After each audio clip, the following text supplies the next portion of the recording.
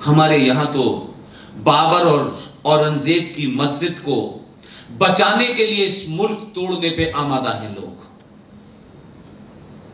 Saudi अरब जो हरमैन शर्मैन शरीफ है, जो खाने काबा है, जिस काबे के चक्कर लगाने के लिए हज में मुसलमान जाते हैं, जो हज इस्लाम के लिए फर्ज है, कंपलसरी है, उन्होंने कभी सवाल नहीं पूछा दुनिया के मुसलमानों ने कि मोहम्मद साहब ने जिस कम्युनिटी सेंटर में नमाज पढ़ी थी वो कम्युनिटी सेंटर कहां है? सऊदी अरब ने उसको तोड़ के समाप्त कर दिया है। उनकी निगाह में मस्जिद अल्लाह का घर नहीं है। उनकी निगाह में मस्जिद एक जगह है जो नमाज पढ़ी जा सकती है, जिसको उठा करके कहीं और बना दिया जा सकता है। और अगर मस्जिद नहीं भी है, अगर मस्जिद कहीं नहीं भी है, तो भी यह फरमाया गया है कि आपको कहीं बनाने की जरूरत नहीं है। आप चटाई बिछाइए, काबे की तरफ मुंह कीजिए और नमाज पढ़ लीजिए, बात बराबर। उसमें तो यहां तक हिदायत दी गई है कि आपके नमाज पढ़ने से किसी खास जगह के ऊपर अगर कोई नाराज है, किसी को कोई ऑब्जेक्शन है, तो अल्लाह वो नमाज कबूल नहीं करेगा। ये नहीं बताएंगे आसिफ भाई और आसिफ भाई के दोस्त और ये शाहीन बाग वाले और ये छोटे भाई का पजामा बड़े भाई का कुर्ता पहनने वाले मौलवी नहीं बताते ये बात। ये नहीं बताते कि कुरान में ये लिखा हुआ है। कुरान में जाने क्या क्या लिख लिया है अल्लाह जाने। 1400 साल के अंदर एक मुझे बताइए, पूरे इस्लामिक वर्ल्ड में 57 मुल्क हैं, दुनिया का पैसा है, अरबों खरबों रुपया है उनके पास। एक मुझे बताइए कि किसी सभ्यता को उन्होंने 1400 साल में एक बटन या एक सुई बना के दी हो। पूरे हिंदुस्तान में यहां जोर जोर से कहा जाता है कि हम जब यहां से जाएंगे तो ताजमहल भी ले जाएंगे, कुतुब मीनार भी ले जाएंगे। अगर इतने ही काबिल थे तो सऊदी अरब में एक आध ताजमहल बना के दिखाओ, एक आध कुतुब मीनार बना के दिखाओ। कुछ बनाया नहीं है पूरी दुनिया में। जिस तरीके से भारत में 3 बड़े मंदिर और 30,000 मस्जिदों को तोड़ के उनके ऊपर मस्जिद बना दी है, बस इतना ही काम किया है। ये वो लोग हैं कि आपके मकान की नेम प्लेट लगाते हटाते थे और अपनी लगा के कहते हैं ये हमने बनाया है। इसके अलावा कुछ नहीं किया इन्होंने। लेकिन हम इस सच्चाई को ताकत के साथ इनकाउंटर नहीं करना चाहते हैं, इसलिए आपको लोग डराते हैं और आप डरते हैं। सिर्फ इतना ही बदलाव हुआ है। 1000 साल के बाद पहली बार आपने डरने से मना कर दिया है। पहली बार आपने कहा है हम डरेंगे नहीं। अभी सिर्फ इतना ही कहा है आपने, इसी से लोग धरने पे बैठ गए हैं। हमने तो इन्हें सदियों से डराया था। आजाद भारत के अंदर ऐसे कानून बनवा दिए थे, ऐसा संविधान बनवा दिया था कि ये हमेशा डरते रहे। इसलिए मैंने कहा कि सच की एक प्रवृत्ति होती है, सच को जितना गहरा दफन करोगे वो कभी ना कभी बाहर निकलेगा, और जब निकलेगा तो पूरी दुनिया में चिल्ला चिल्ला के बताएगा। इसलिए मैं बार बार आप सबसे और आपके माध्यम से देश भर दुनिया में जो भी कोई हम लोगों को सुनता है, जो देश में 10-12 लोग अलग अलग जगहों पर अलग अलग विषयों पे बोल रहे हैं, चाहे वो सुशील पंडित हो, ललित अंबरदार हो, गौरव आर्या हो, मेजर जनरल जीडी बख्शी हो, ये तमाम सारे लोगों की ना कोई किसी पार्टी से कोई वाबस्तगी है, ना कोई रिलेशन है, ना किसी किस्म की सत्ता की प्राप्ति की कोई चाह है। पूरी दुनिया में बोल रहे हैं, सबसे ज्यादा लोग उन्हीं को सुन रहे हैं। और इसलिए सुन रहे हैं कि आज की युवा पीढ़ी के सामने जब वो ये बात करते हैं तो कहते हैं कि किताब का रेफरेंस कब छपी, किसने छापी, किताब का नाम क्या है, पेज नंबर क्या है, ये सारा विवरण देने से उस युवा के मन में वो ये पैदा करने की कोशिश करते हैं कि हम किसी के खिलाफ नहीं हैं, हम सिर्फ अपनी बात कह करके तालियां बजवाने नहीं आए हैं। हमारी बात सच लगे तो उसे पत्थर की लकीर समझना, और हमारी बात में कोई डाउट लगे तो हम देश में कहीं भी घूम रहे हैं हमारा कॉलर पकड़ लेना कि आपने हमें झूठ बता के गए हैं, ऐसा नहीं है। इस कारण 2014 में जब आपके लिए कोई रास्ता नहीं बचा, उस सनातन को, जो सनातन ज्ञान और विज्ञान का पर्यायवाची था,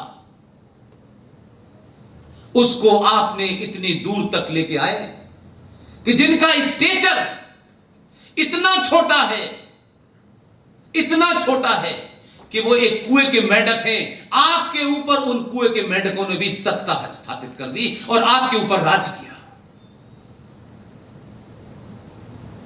हम हमेशा इस कोशिश में लगे रहते हैं कि हमसे कोई नाराज ना हो जाए, और इस बीमारी ने हमें हमारी पहचान से अलग कर दिया। और एक ऐसे लोग हैं जिससे आपका कन्फ्रंटेशन नहीं हो रहा, पूरी दुनिया का कन्फ्रंटेशन हो रहा है। पूरा यूरोप उनसे त्रस्त है, पूरा अमेरिका उनसे त्रस्त है, और पूरा चाइना भी उनसे त्रस्त था। फर्क इतना ही है कि जब आप ये सोचने लगते हैं कि हमारे बारे में लोग क्या राय बनाएंगे, जब इस बीमारी से ग्रस्त होते हैं, तो भारत आजादी के बाद भी, आजाद होते हुए भी, इस देश के संविधान को, इस देश की संसद को पूरे तौर पे लागू नहीं कर पाता। हमारे पड़ोस में एक मुल्क है जिसका जिक्र सिंह साहब ने किया, जिन दो फ्रंट की बात की, जिस थर्ड फ्रंट की बात बार बार कह रहे हैं सिंह साहब, ये थर्ड फ्रंट भारत के समाज में बैठा हुआ है। इस थर्ड फ्रंट से लड़ना बहुत जरूरी है, और इससे सरकार नहीं लड़ेगी, इसको समाज से लड़ना पड़ेगा। सरकार कोई काम करेगी, पाकिस्तान से कोई हमला होगा या होने वाला होगा, उसको समाप्त करने के लिए सरकार के पास मैंडेट है। आपने सरकार को चुन के भेजा है, सरकार के पास वो साजो सामान है, सरकार के पास वो बिल है कि सरकार का काम है पाकिस्तान के बालाकोट में उस जगह जाओ जहां से हमला होने वाला था, हमला होने से पहले उनको समाप्त करो। ये सरकार की जिम्मेदारी है। लेकिन इस समाज के अंदर जो कई 100 करोड़ लोग बैठे हुए हैं, जो ये कहते हैं इस आजाद भारत में, भारत तेरे टुकड़े होंगे इंशाअल्लाह इंशाअल्लाह। हम क्या चाहते हैं? जिन्ना वाली आजादी, हिंदुस्तान से रिश्ता क्या, ला इलाहा इल्लल्लाह। जम्मू कश्मीर में जिन लोगों ने मस्जिदों का सहारा लेकर के, जिन लोगों ने कुरान का सहारा लेकर के जिस किस्म के नारे लगाए, उन नारों को 2000 की बात छोड़ दीजिए, 30 साल पुरानी है। हमारे समाज में इन ऐसे ऐसे लोग हैं 30 साल पुरानी कहानी को नहीं पढ़ना चाहते, अपनी आंखों से देख रहे हैं, उस पे आपने चुप्पी साध ली। ऐसा मूर्ख, ऐसा खामोश समाज किसी दुनिया में नहीं मिलेगा। यही कारण है उसकी नींव। इसलिए मैंने कहा कि अगर आप इतिहास पढ़ते, अल्लामा इकबाल को पढ़ते, आप सर सैयद खां को पढ़ते, आप मौलाना आजाद की किताब को पढ़ते, आजाद भारत में सलमान खुर्शीद की किताब को भी अगर आप पढ़ लेते, तो आज आप चिंतित नहीं होते।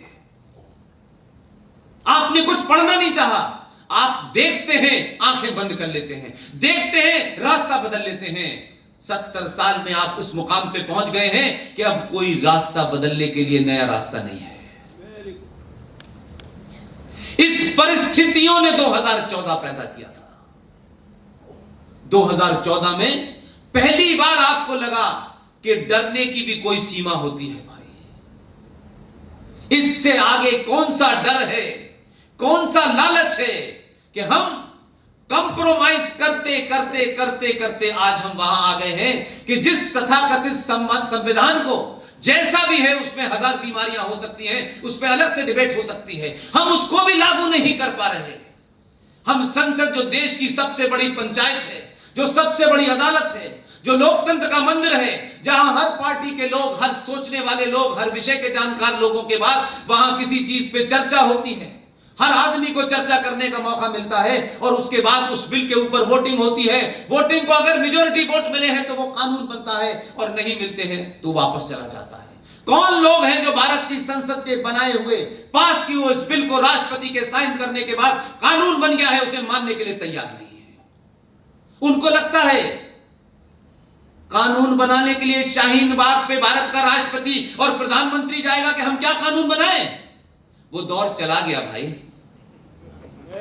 वो चला गया। दीवार पे लिखा हुआ है, समझ में नहीं आ रहा है, तुम्हारी प्रॉब्लम है, हमारी प्रॉब्लम नहीं है, क्योंकि तुमने सदियों से यही सोचा था ये तो हमारे गुलाम थे, ये हमारे सामने कैसे खड़े हो सकते हैं? इनकी औरतें तो हमारे हरम के लिए थी और ये तो हमारी गंदगी साफ करने के लिए थे, ये बराबर में कैसे बैठ सकते हैं? आप इस स्टेचर से बात करते थे। लेकिन उनको समझ नहीं आया, बहुत समय हो गया है। सनातनियों ने पहली बार 2014 में वोट ये सोच के नहीं दिया हम ठाकुर हैं, हम पंडित हैं, हम ये हैं, हम वो हैं। आपने सोचा ये राष्ट्र खतरे में है, इसलिए 2014 पैदा हो गया।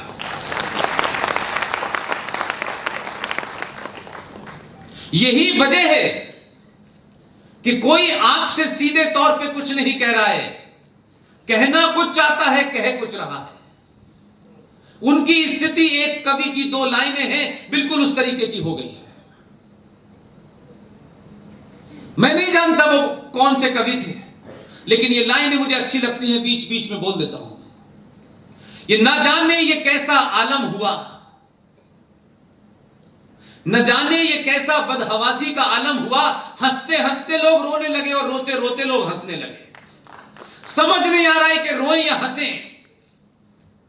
उसी की वजह से कुछ लोग शाहीन बाग पे विधवा विलाप कर रहे हैं। अलग अलग जगह देश में ऐसा माहौल बनाया जा रहा है कि ये देश एक हिंदू राष्ट्र बनने वाला है।